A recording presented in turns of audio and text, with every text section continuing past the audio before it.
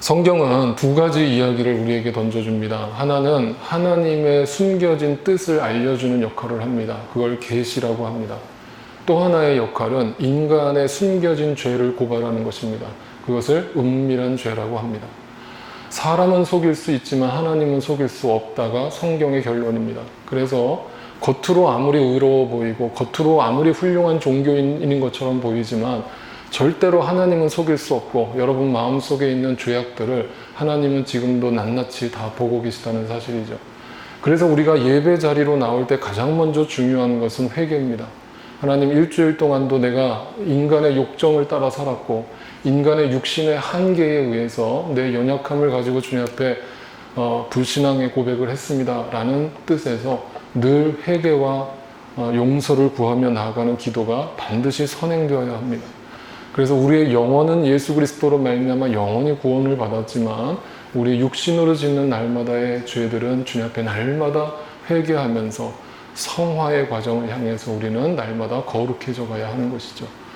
그래서 예수를 믿는다는 것은 점점점 내가 그 거룩의 삶을 실천하는 겁니다. 주님의 뜻을 알면 알수록, 주님의 말씀을 분명히 알면 알수록 나의 신앙이 거듭나고 내 신앙이 거룩해져 가는 것이죠. 그런데 말이죠. 우리의 현실은 그렇지 않아요. 제가 예전에 사역을 하던 부사역자로 있던 한 교회의 담임 목사님이 실제로 경험하신 이야기를 저한테 들려주셨어요. 목사님이 한국에 있는 한 대형교회 집회를 인도하러 가셨는데 그 호텔에 이제 숙소를 정하시고 교회 그 안수 집사님이 목사님을 호텔로 딱 인도를 해드렸어요. 그래서 호텔에서 잘 이제 잠을 주무시고 새벽 예배를 인도하기 위해서 엘리베이터를 타고 내려오는데 갑자기 엘리베이터 문이 촥 열리는데 바로 눈앞에 너무나 낯익은, 너무나 자기가 잘 알고 있는 분이 딱 서 있더라는 거예요. 새벽에. 순간 얼굴을 알아봤는데 아무 인사를 하지 못했던 이유는 바로 그 옆에 웬 젊은 여자가 서 있었기 때문입니다. 근데 목사님이 알아본 그분은 바로 목사님이 집회하고 있던 그 교회 장로님이었습니다. 순간 목사님은 당황을 해서 못 본 척을 하고 모르는 척 하면서 그냥 지나쳤어요. 그 장로님도 당황을 하셨습니다. 인사를 못해요. 여러분, 이런 일들이 안 벌어질 것 같지만 굉장히 비일비재하게 일어나고 있다는 사실을 알고 계십니까? 심지어 여기 뉴욕에 있는 한 대형교회 목사님도 몇 년 전에 성도와 간통죄를 저질러서 큰 화제가 되기도 했습니다. 이런 일들은 절대 남 얘기가 아니고 멀리 있는 이야기가 아닙니다. 그럼 오늘 그 얘기를 좀 해볼 겁니다. 조금 어떤 분들한테는 불편할 수 있고 어떤 분들한테는 좀 노골적일 수 있습니다. 그러나 그 노골적인 걸 하나님의 말씀은 낱낱이 드러내기를 원하십니다. 은밀하다라는 단어부터 한번 살펴봅시다. 사전적 정의로 은밀하다라고 하는 것은 숨길 은자에 밀폐될 밀자를 사용합니다. 한마디로 숨어 있어서 겉으로 전혀 드러나지 않는다라는 뜻이 담겨 있습니다. 그래서 은밀하다는 단어가 사용되는 단어들은 보통 은밀한 거래, 은밀한 관계, 은밀한 요구, 모두가 비밀스러운 일입니다. 아무도 모릅니다. 나하고 그 당사자만 압니다. 사람은 완벽하게 속일 수도 있습니다. 그런데 성경은 그 은밀한 죄를 어떻게 고발시키는가? 우리가 잘 알고 있는 다윗의 이야기를 예를 들어보죠. 많은 분들이 이 은밀한 죄 이렇게 얘기하니까 참 부도덕하고 예수 안 믿고 비도덕적인 사람들이 짓는 죄라고 생각하시는 분들이 계실까 봐 말씀드립니다. 다윗입니다. 하나님 말씀에 수많은 인물들이 등장하는데 성경에서 하나님의 마음에 합한 유일한 인간이다라고 호칭을 받았던 다윗입니다. 그 다윗의 역사에 씻을 수 없는 과오가 있죠. 다 잘 알고 있는 얘기지만 아마 오늘 말씀을 들으시면 또 한 번 충격을 받게 될 겁니다. 다윗이 어떻게 죄를 짓게 되었는가 면밀히 살펴봅시다. 사무엘하 11장 1절부터 그 이야기가 시작됩니다. 그 다음 해 봄에 왕들이 출전하던 때가 이르자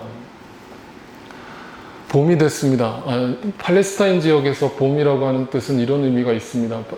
겨울이 되면 우기가 시작됩니다. 그러니까 우기에는 군대를 이끌고 전쟁을 하러 나가는 왕이 없습니다. 그건 바보 멍청입니다. 그건 백전백패입니다. 그러니까 겨울 우기가 오면 모두 다 왕궁에서 휴식을 취합니다. 그리고 봄이 되면 우기가 그치고 나고 보통 오늘날 절기로 얘기하면 3, 4월인데 3, 4월 달이 되면 모든 왕들이 전쟁을 준비합니다. 그래서 당시에 이스라엘이 살고 있던 그 팔레스타인 지역은 하루가 다르게 그 국경선이 바뀌는 때입니다. 그러니까 하루에도 수십 번씩 전쟁이 벌어지는 때입니다. 그러니까 왕들이 출전하던 때 이렇게 얘기하면은 이스라엘뿐만 아니라 그 주변에 있는 모든 왕들이 군대를 이끌고 전쟁을 하기 위해서 출전하던 때입니다. 자, 분명히 성경은 왕들이라고 표현하고 있습니다. 그럼 이스라엘의 왕은 누구예요? 누굽니까? 다윗이에요. 그러면 다윗은 출전했습니까? 출전 안 했습니까? 다윗은 예루살렘에 머물러 있었습니다. 왜 그랬을까요? 어디 아팠나요? 네.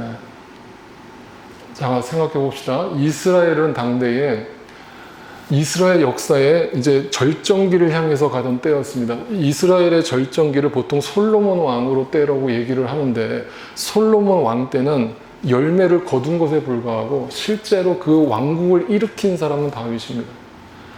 그러니까 다윗은 모든 백성들한테 열광적인 지지를 받고 있었고 주변 왕들한테 두려운 존재였습니다. 다윗이라는 이름만 들어도 주변 왕들이 벌벌 떨었습니다. 그런데 왜 다윗이 그 전쟁에 맨 선두에 서지 않고 그 장군들을 앞세워서 먼저 출전을 시킨 겁니까? 그리고 왜 자신은 왕궁에 남은 겁니까?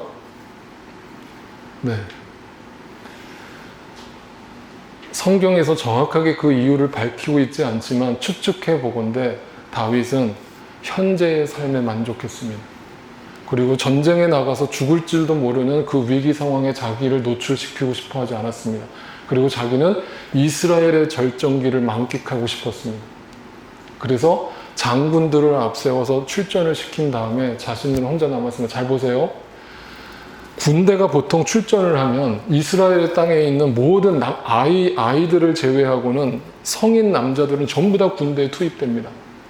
그러면 지금 예루살렘 성전 안에 누구만 있는 거예요? 실질적으로. 다윗만 남은 거예요. 성인으로서는. 애들하고 부녀자들하고 이 다윗만 남은 거예요. 지금 성인들은 다 지금 목숨을 걸고 싸우기 위해서 나갔습니다. 자, 그리고 다윗이 낮잠을 잡니다. 태평하게. 낮잠을 자다가 너무 일찍 잠이 들어서 초저녁에 잠이 깹니다. 어떻게 됩니까? 어느 날 저녁에 성경에 저녁이라고 되어 있는 이 에레브라고 하는 단어는요, 땅거미가 내려앉을 때를 얘기합니다. 다시 말하면 우리나라 지금 시간으로 얘기하면 6시에서 9시 사이입니다. 그러니까 여러분 아무리 봄 때라고 하더라도 6시, 9시 되면 어떻게 됩니까? 깜깜합니까? 깜깜하지 않습니까? 깜깜합니다. 이미 해는 졌고 이미 땅거미가 완전히 땅 밑으로 내려가서 완전히 지금 그 식별하기 어려울 정도로 어둡습니다. 그때 눈이 깼어요. 초저녁입니다. 초저녁에 눈을 깨서 일어났습니다. 그리고 일어났는데 할 게 없어요. 심심합니다. 그리고 옥상에 혼자 올라가서 거닐니다. 그때 뭘 봅니까? 웬 여자가 목욕하고 있는 장면을 봅니다. 자, 그럼 여기서 이제 퀘스천입니다. 첫 번째, 에레브라고 하는 저녁이 분명 6시에서 9시 사이라고 그랬습니다. 깜깜하다고 그랬습니다. 사람을 식별할 수 있는 시간입니까? 당시에 무슨 전기가 있었습니까? 대낮처럼 환하게 불을 밝혔습니까? 두 번째, 그러면 망원경이 있었습니까? 쌍안경이 있었습니까? 쌍안경으로 스토킹 하듯이 다윗이 지금 여자를 살펴보고 있는 겁니까? 세 번째, 왕궁입니다. 다윗이 살던 곳은 왕궁입니다. 그리고 이 밧세바가 목욕하던 장소는 신하들이 거하는 민가입니다. 여러분 오늘날도 여러분 중국 가보신 분들 계세요? 중국 가보시면 자금성이라는 게 있잖아요. 왕이 살던 자금성. 자금성에 가면요, 왕이 거처하는 그 숙소가 있는데요, 그 주변에는요, 심지어 나무 한 그루 없습니다. 왜 나무 한 그루 없는 줄 알아요? 그 나무에 자객이 숨어들어서 활을 쏠까봐. 그 왕이 잠이 드는 그 침소 근처에는요, 나무 한 그루 심어놓지 않아요. 모든 게 다 보일 정도로 허허벌판입니다. 이스라엘도 마찬가지예요. 다윗이 살던 왕궁입니다. 그 주변에 민가랑 가까운 데 있었을까요? 멀리 있었을까요? 멀리까지는 아닐지언정 상당한 거리가 떨어져 있었다는 것을 우리 예측할 수 있어요. 자, 세 가지 말씀드려요. 첫 번째, 시간. 캄캄하다. 두 번째, 쌍원경, 망원경도 없었다. 세 번째, 상당한 거리가 떨어져 있었다. 그런데 도대체 다윗은 어떻게 그 여자가 모욕하는 걸 봤다는 겁니까? 그럼 성경이 거짓말한 겁니까?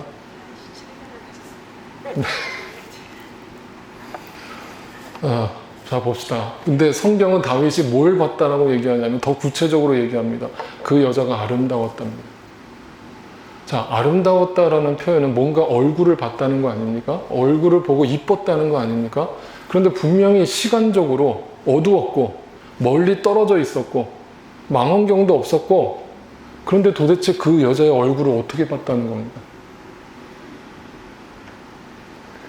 근데 우리가 성경을 대충 읽으면 그냥 봤나 보죠, 목사님. 다윗이 눈이 좋았나 보죠. 뭘 따지세요, 이렇게 하실 수 있습니다만, 자, 한번 따져봅시다. 현실적으로 이거 불가능한 일입니다. 현실적으로. 그러니까 여기서 잘 보세요. 다윗이 봤다라고 하는 그 여자는요, 분명히 실루엣만 보일 정도의 두리뭉실한 모습만 보여줬을 겁니다. 근데 분명히 멀리서 봐도 여자가 목욕하고 있는 장면을 알아볼 수 있을 정도의 그런 정도의 모습만 비춰진 거죠. 그러니까 성경에서 그 여자가 아름다웠다라고 표현하고 있는 것은 실제로 그 여자의 얼굴을 보고 이뻤다라고 보는 게 아니라 이미 심심해서 뭐 할 게 없을까 욕정에 불타오르고 있던 그 다윗의 마음속에 실루엣만 보이는 그 여자가 목욕하는 모습이 아름답게 느껴진 겁니다.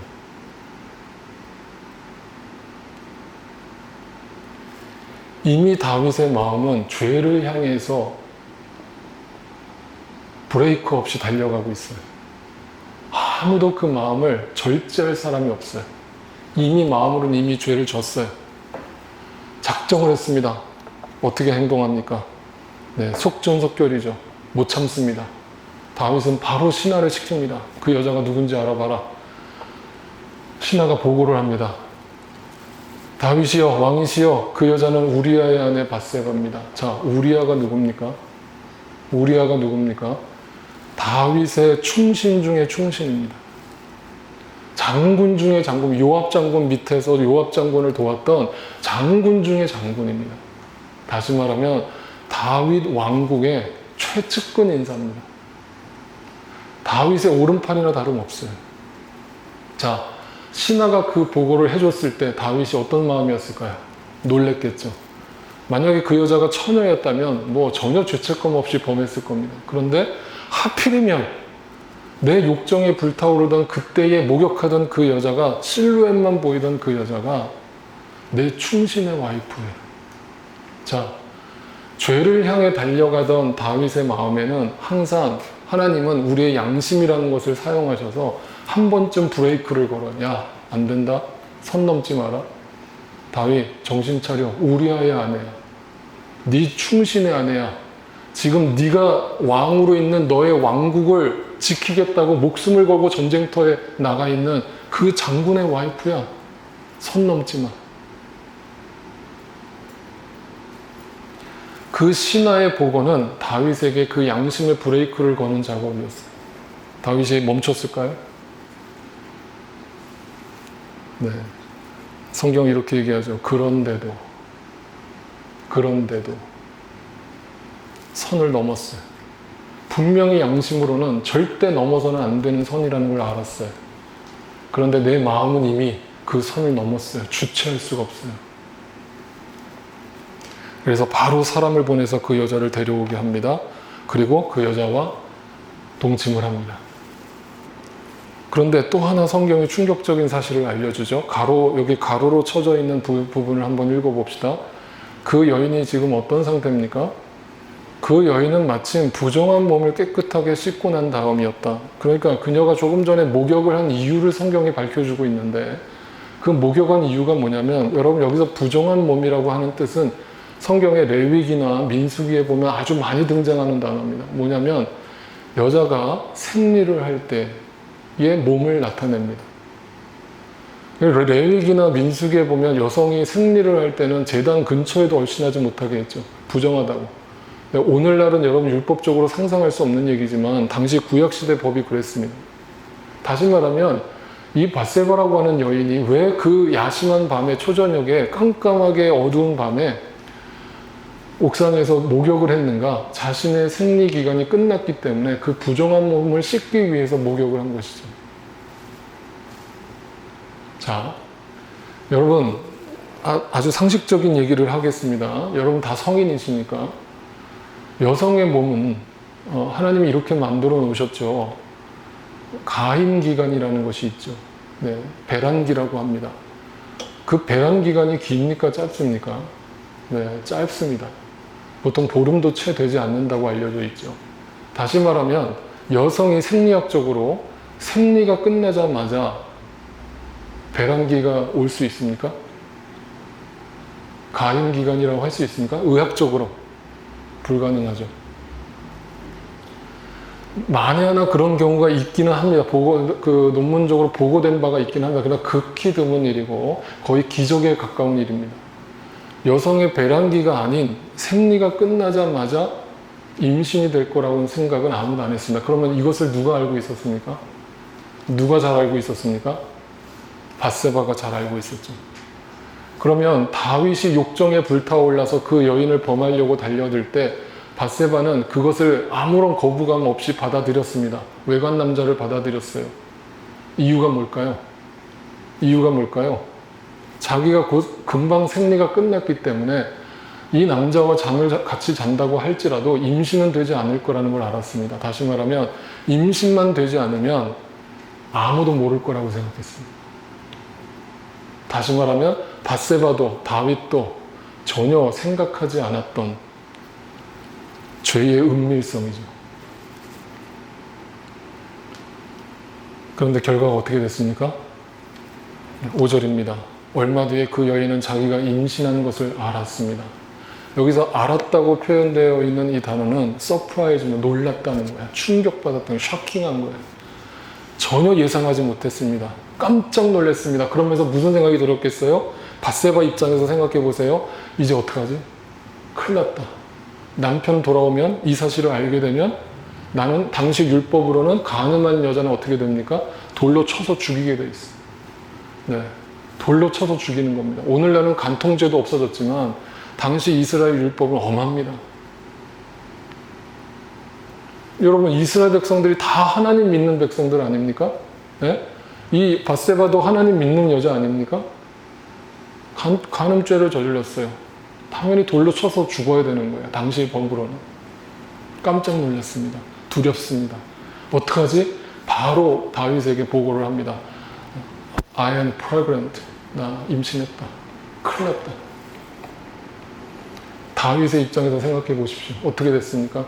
자신의 충신의 아내를 범해서 임신을 시켰습니다. 이 사실을 만약에 우리아가 알게 된다면 군대의 기강을 무너뜨릴 뿐만 아니라 나라의 기강도 무너집니다. 엄청난 범죄가 됩니다. 왕이라고 할지라도 예외가 아닙니다. 다윗은 순간적으로 잔머리가 돌아갑니다.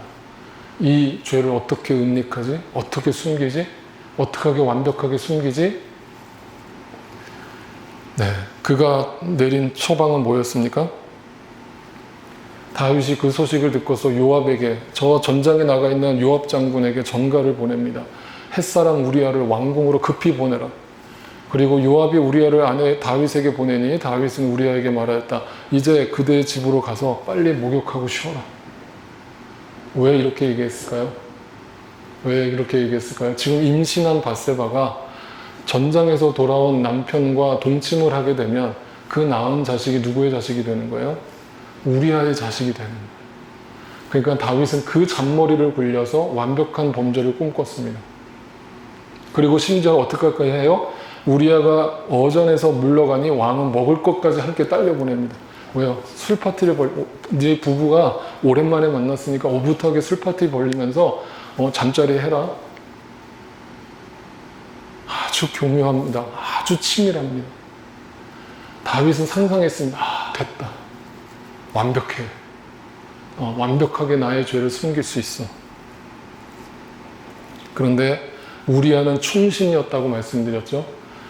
자신의 동료들이 전쟁터에서 지금 목숨을 걸고 사투를 벌이고 있는데 자기는 지금 왕의 부름에 의해서 어쩔 수 없이 왕궁으로 귀국을 했는데 내 동료들이 사투를 벌이고 있는 이 시점에서 나는 어떻게 내 와이프와 동침을 하면서 편하게 안락하게 휴식을 취할 수 있느냐? 그럴 수 없다. 나는 내 집에 들어가지 않겠다. 라면서 그 자기 집 앞에 마당에서 잠을 잡니다. 그 이야기를 듣고 누가 놀랐을까요? 다윗이 미치고 팔짱 뜨는 겁니다. 잠을 안 자는 겁니다. 거기서 멈춰야 되는데 또 잔머리를 굴립니다. 죽여버려야지. 다음날 아침에 다윗은 요압에게 편지를 급하게 보냅니다. 우리아의 편에 보냈습니다. 다윗은 그 편지에 다음과 같이 썼습니다. 너희는 우리아를 전투가 가장 치열한 전선으로 앞세우고 나아갔다가 너희만 그의 뒤로 물러나서 그가 맞아 죽게 하여라. 여러분, 당시의 전쟁은요, 성벽을 올라가서 그 성벽을 기어 올라가서 성벽에 올라간 군사가 문을 열어야 그 성을 이제 수락하는 거죠.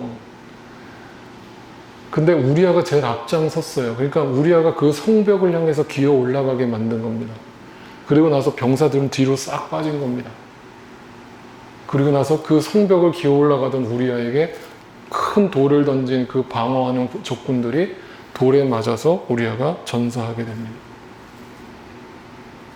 자, 아무도 모릅니다. 밧세바하고 나만 아는 은밀한 죄가 완성됐습니다.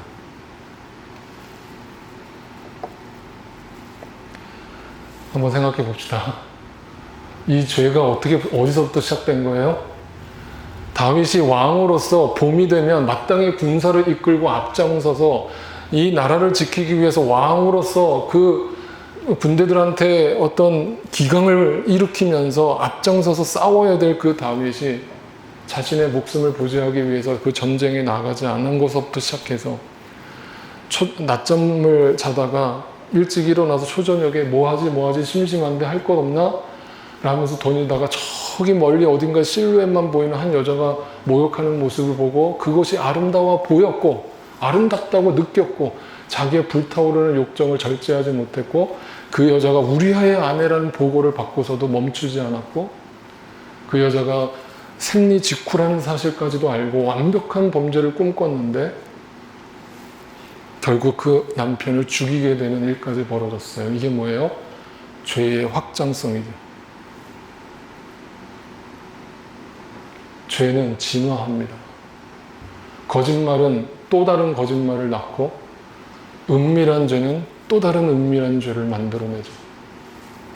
이것은 오늘날 우리가 뉴스만 틀어봐도 이 세상에서 너무나 쉽게 찾아볼 수 있는 일입니다. 자, 다윗의 이 완벽한 범죄는 성공했을까요? 성공했습니까? 일단은 성공한 것처럼 보였어요. 그래서 밧세바를 우리아가 죽고 나서 그 밧세바를 자기 첩으로 받아들여서 그 아이를 출산하게 합니다. 그때 이 모든 과정을 다 지켜보고 계신 분이 계셨습니다. 누구입니까? 하나님이 당시에 말씀을 전하던 나단 선지자를 부릅니다.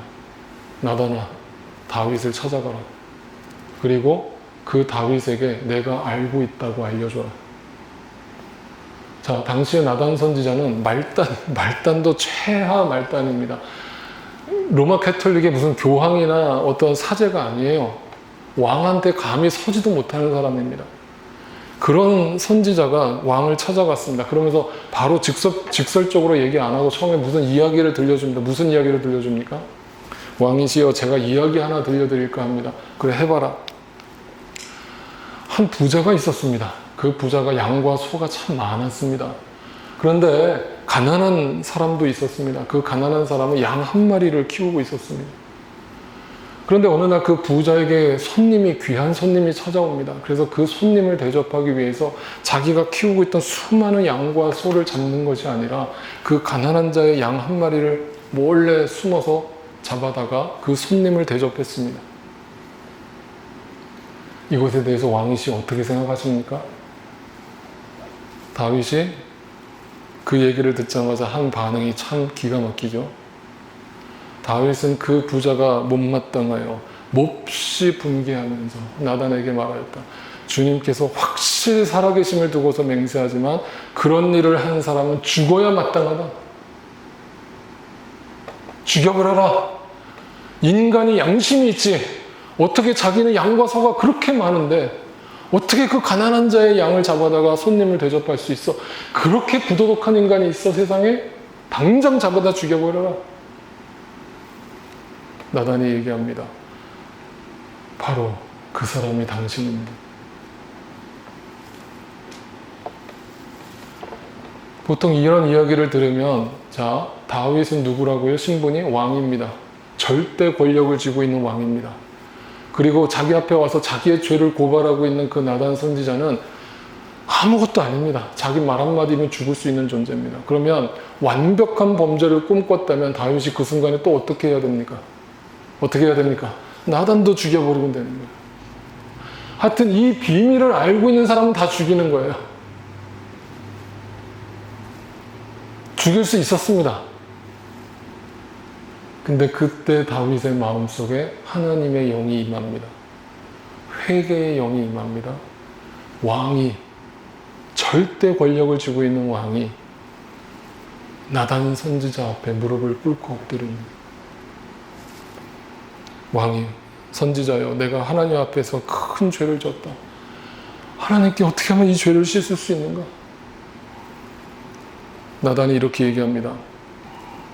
주님께서 또 이렇게 말씀하십니다. 내가 너희 집안에 재앙을 일으키고 네가 보는 앞에서 내가 너의 아내들도 빼앗아 너와 가까운 사람에게 주어서 그가 대낮에 너의 아내들을 욕보이게 하겠다. 너는 비록 몰래 그러한 일을 하였지만, 은밀한 죄를 지었지만 나는 대낮에 온 이스라엘을 바라보는 앞에서 이 일을 하겠다. 나는 다 알고 있다. 누구를 속여? 그런데도 하나님 앞에 나와서 예배를 드린다고? 그런데도 하나님 앞에 믿는 척을 한다고? 그 얘기입니다.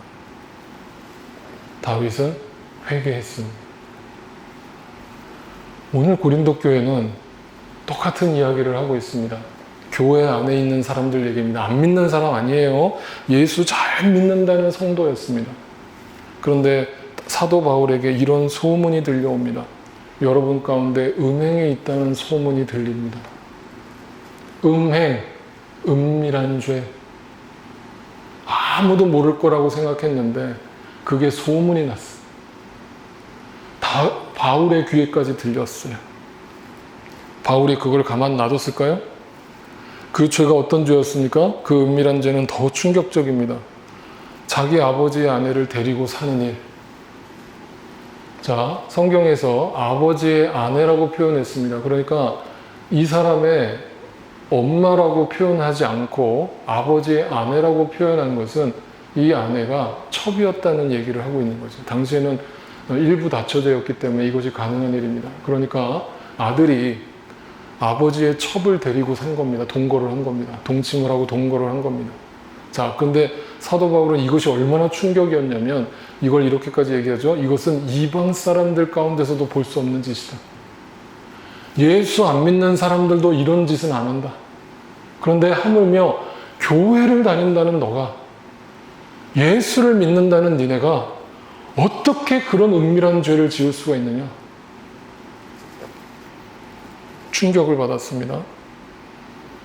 그런데 그 더 충격을 받은 것은, 사도 바울이 충격을 받은 것은 그 음행을 알고도 교회 성도들이, 목회자가 쉬쉬한 겁니다. 야, 모르는 척해. 야, 모르는 척해. 잘 보세요. 자, 요한복음 8장에 보면 간음하다가 현장에서 붙잡혀온 여인의 이야기가 있죠. 그러면 거기서 왜 간음하다가 현장에서 붙잡혔는데 여자만 끌려왔습니까? 네? 남자는 어디 갔습니까? 네? 간음을 혼자 지을 수 있어요? 분명히 상대자가 있었을 거 아니에요. 그러면 남자는 어디 갔어요? 남자들 끌고 와야죠. 근데 남자는 어디론가 주두새도 모르게 도망쳤습니다. 여자만 끌고 왔어요. 여자만 죽이라는 거예요. 그때 예수님 뭐라고 하십니까? 너희 중에 죄 없는 자가 돌로 쳐라. 그때 돌을 들고 있던 남자들이 다 어떻게 합니까? 다 돌을 내리고 도망갔어요. 여러분, 그 장면이 뭘 얘기해 주는 줄 알아요? 알게 모르게 다 음행죄를 짓고 있었다는 거예요. 남자들이. 다 동조하고 있었다는 거예요. 그러니까 그 간음에서 현장에서 붙잡힌 여자만 끌고 오고, 남자는 야 빨리 가. 야, 너 빨리 가. 집으로 가. 야, 너 여기 없었던 거야? 빨리 가. 우리가 안 본 걸로 해줄게. 야, 여자만 끌고 와.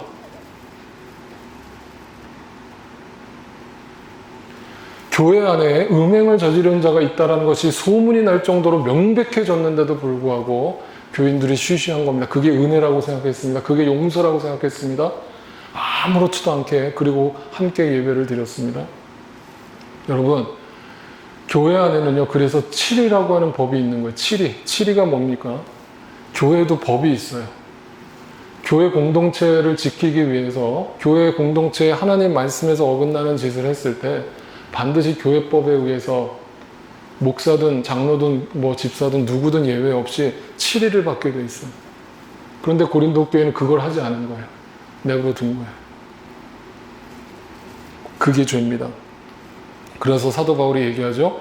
그런데도 여러분은 교만해졌습니다. 여러분, 교만이 뭐라고 그랬습니까? 교만. 자기가 하나님 자리에 올라가서 분명히 하나님의 시선으로 보면 죄인데, 은밀한 죄를 졌는데 그거를 덮어준 거야, 인간이. 야, 괜찮아. 야, 우리도 다 똑같은데 뭐. 너만 그런 거 아니야. 괜찮아. 넘어가자. 그게 교만이라고. 뭐야? 하나님 자리에 올라가는 거야. 오히려 여러분은 그러한 현상을 통탄하고 그러한 일을 저지른 자를 여러분 가운데서 제거했어야 하지 않습니까? 여기서 제거하라는 말의 의미를 여러분 오해하지 마세요. 이 제거라는 말은 사람을 심판해서 내쫓으라는 말의 뜻이 아닙니다. 잘 들으세요. 왜냐하면 그 다음 구절이 이것을 증명하고 있어요. 뭐라고 사도 바울이 얘기하냐면 5절입니다.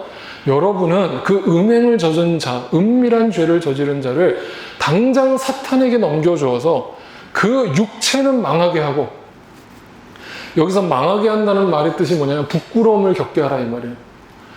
만천하에 그것을 공개해서 망신을 주라는 거예요.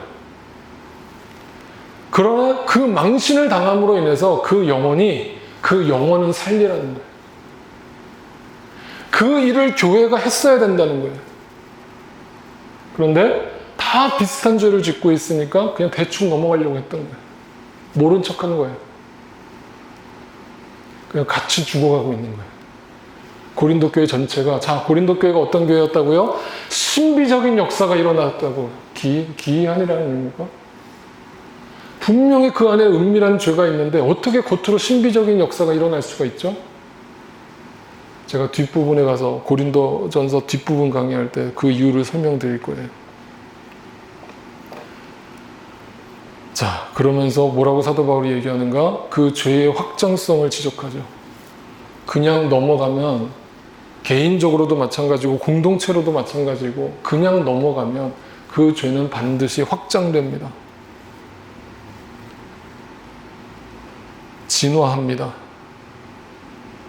그러니까 주님 앞에서 그 묵은 누룩이 보이거든 깨끗이 치워버리세요. 회개하세요. 은밀한 죄 하나님 앞에 회개하세요. 숨길 수 없어요. 하나님 앞에서 낱낱이 다 발가벗겨져야 돼요. 그러면서 사도 바울이 마지막 8절에서 이렇게 권면합니다.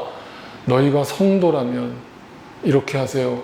그러므로 묵은 누룩, 곧 악의와 악독이라는 누룩을 넣은 빵으로 절기를 지키지 말고 그것을 제거해버리고 성실과 진실로 누룩으로 삼아 누룩 없이 빚은 빵으로 지킵시다. 자, 여기 성실이라는 단어에 주목하세요. 헬라어로 에일리 크리네이아스라고 하는 단어를 썼는데 이 에일리라고 하는 단어가 여러분 가수 에일리 얘기하는 거 아니에요? 그 에일리랑 다릅니다. 이 에일리는 하루라고 하는 태양이라고 하는 단어를 사용했는데 이 에일리라는 단어가 태양, 크리네이아스라는 게 하는 게 뭐냐면 판단하다, 심판하다 이 얘기예요. 그러니까 이거를 직역하면 뭐냐면 태양의 빛 앞에서 판단되다 이거예요. 그러니까 다시 말하면 대낮에 발가벗겨지다 이 말이에요. 은밀한 죄를 짓고 있었는데 주님 앞에서 성실하세요. 순전하세요. 깨끗하세요. 그것은 대낮에 그 따가운 햇빛이 나의 모든 몸을 비출 때에도 흠결함이 없어야 된다는 뜻이에요. 이거를 라틴어로 다른 말로 얘기하면 이겁니다. 코람데오. 들어보셨죠? 코람데오. 코람이 무슨 뜻이냐면 뭐뭐 앞에서. 데오, 데오스, 하나님 앞에서. 코람데오라는 게 하나님 앞에서. 요셉이 그 유부녀가 와서 자기를 유혹하려고 할 때에 그 자기의 옷을 뿌리치고 도망치지 않습니까? 그때 뭐라고 요셉이 얘기합니까? 내가 하나님 앞에서 어떻게 그 죄를 짓습니까? 분명히 거기서 그 여자가 아무도 없다고 얘기했거든요. 야, 너하고 나밖에 없어. 아무도 없어. 아무도 몰라. 근데 요셉은 그 순간에 코람데오, 하나님을 의식했어요. 사람은 나를 안 볼 수 있지만 지금 나를 하나님이 보고 계세요. 여러분, 제가 웃기는 얘기 하나 해드릴게요. 예전에 신학교 다닐 때 그 시험을 보지 않습니까? 중간고사, 기말고사가 있어요. 그러면 시험 시즌이 되면 도서관에 이 학생회에서 큰 플랜카드를 만들어가지고 도서관 앞에다 붙여놔요. 그 플랜카드에 이렇게 써있어요. 코람데오. 무슨 뜻이겠어요? 왜 시험 기간에 그걸 붙여놓겠어요? 신학생들 보고 하나님 앞에서 정직하라는 거예요. 제가 신학교 1학년 때 충격을 받은 일이 있습니다. 우리가 클래스가 한 100명 정도 되니까 사람이 많았어요. 강의를 듣는 100명 정도 신학생이 들어와 있는데 교수님이 시험 문제를 딱 내주고는 나가시는 거예요. 그리고 자기 사무실로 가시는 거예요. 야, 1시간 뒤에 시험 끝나면 나한테 와서 얘기해. 그러니까 갑자기 학생들이 뭐지? 감독관이 아무도 없네? 라면서 저기서 막 부시럭부시럭 하는 소리가 나고 서로 말소리가 들리고 막 난리가 나는 거예요. 뭐 하는 거예요? 네, 명색이 하나님의 부르심을 받아서 신학교에 입학했다라고 하는 신학생들이, 교회 전도사님들이 시험 기간에 조금 더 남들보다 더 좋은 점수를 받기 위해서 컨닝을 하는 거예요. 그게 한두 명이 아니었어요. 제가 그 모습을 보고 충격을 받았어요. 여러분, 그분들이 지금과 어딘가에서 목회를 하고 계시겠죠? 물론 사람은 성장합니다. 사람은 변합니다. 신학생도, 교회 사역자도 그런 모습으로 살아간다면 성도들은 오죽하겠어요? 여러분, 항상 기억하세요. 여러분 마음속에는 24시간 중단되지 않는 하나님의 CCTV가 작동 중입니다. 사람은 숨길 수 있습니다. 하나님은 숨길 수 없어요. 다 보고 계세요. 진실함이라는 말이 뭡니까? 엘리테이아스라고 하는 단어를 사용했는데 이것은 은밀한 것이 없다라는 뜻이에요. 하나님 앞에서 코람데오, 태양이 빛을 비췄을 때 은밀하게 숨겨진 것이 하나도 없어요. 저는 이게 전부예요. 하나님 저 아시죠?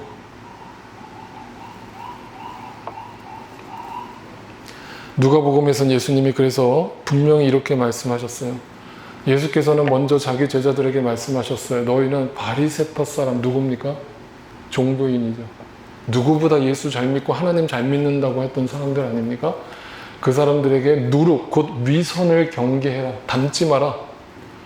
가려놓은 것이라고 해도 벗겨지지 않을 것이 없고 숨겨놓은 것이라고 해도 알려지지 않을 것이 없다. 반드시 하나님은 모든 은밀한 죄를 판단하실 것이다. 여러분, 이 세상에는 법정이 존재합니다. 법정에서 판사가 판결을 내립니다. 그 판결이 완벽합니까? 완벽합니까? 이 세상 법이 완벽합니까? 이 세상 법이 완벽하다면 왜 맨날 국회의원들이 허구한 날 국회에서 법을 수정하고 새로운 법들을 계속 발의를 합니까? 인간의 법은 완벽하지 않아요. 그리고 판사도 완벽하지 않아요. 그래서 억울함이 생길 수 있어요. 여러분, 지금 마음속에 혹시라도 누군가에 의해서 내가 피해를 입고 누군가에 의해서 고통을 당한다고 생각할 때 이걸 아무도 모른다는 생각에 억울하십니까? 억울하지 마세요. 왜? 하나님은 알고 계세요. 하나님은 다 알고 계세요. 그리고 하나님은 이 세상에서 그것을 발겨벗겨 놓으시든지 아니면 그날에 주님이 다시 오시는 날이 왔을 때 그것을 만천하에 공개하시든지, 제가 분명히 장담합니다. 여러분, 분명히 장담해요. 주님 다시 오시는 날에 대박 뉴스가 엄청나게 터져 나올 겁니다. 대반전 드라마가 펼쳐질 겁니다. 그것만 분명히 잊지 마세요. 하나님 앞에서 은밀하게 숨겨진 모든 죄악들이 낱낱이 다 고발될 겁니다. 그럼 우리가 해야 될 일은 뭡니까? 우리가 해야 될 일은 뭡니까?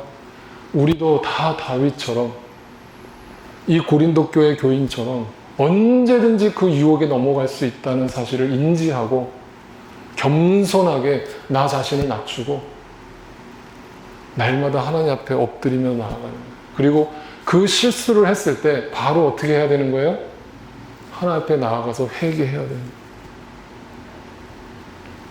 다윗은 진심으로 회개를 했습니다. 그 다윗이 회개를 하고 쓴 시가 있죠. 그 시가 뭡니까? 시편 51편이에요. 나중에 집에 가서 한번 자세히 읽어보세요. 얼마나 처절한 회개를 했는지. 그것을 좀 더 여러분이 와닿게 읽어드리기 위해서 제가 메시지 성경의 번역본을 읽어드릴게요. 그 시편 51편의 제목이 이렇습니다. 다윗이 밧세바와 정을 통하고 예언자 나단에게 잘못을 지적당한 뒤 말씀을 들은 뒤 회개하여 쓴 시입니다. 내가 주님을 모독했습니다. 주님이 없다고 생각했습니다. 주님은 모르실 거라고 생각했습니다. 주님께서는 내 지은 모든 죄를 속속들이 보고 계셨습니다. 내가 오랫동안 주님의 길에서 벗어났고 나는 어머니 뱃속에서부터 죄 가운데 태어났습니다. 나는 죄인 중에 괴수입니다.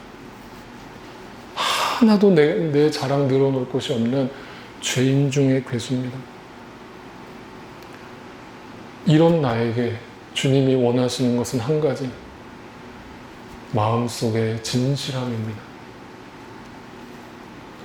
부디 내 안에 들어오셔서 새롭고 참된 삶을 잉태해 주소서. 다윗은 이 회개의 기도를 드린 뒤에 변화됐고 하나님의 마음에 합한 자로 여김을 받을 정도로 주님께 영광 돌리는 삶을 살게 되었습니다. 오늘은 이 말씀을 여러분한테 담담히 전하면서 여러분 마음속에 있는 죄악들을 여러분 스스로가 돌아보시고 하나님 앞에 진실되게 회개하고 고백하게 되는 그 은혜가 여러분 가운데 우리 모두에게 있기를 소망합니다.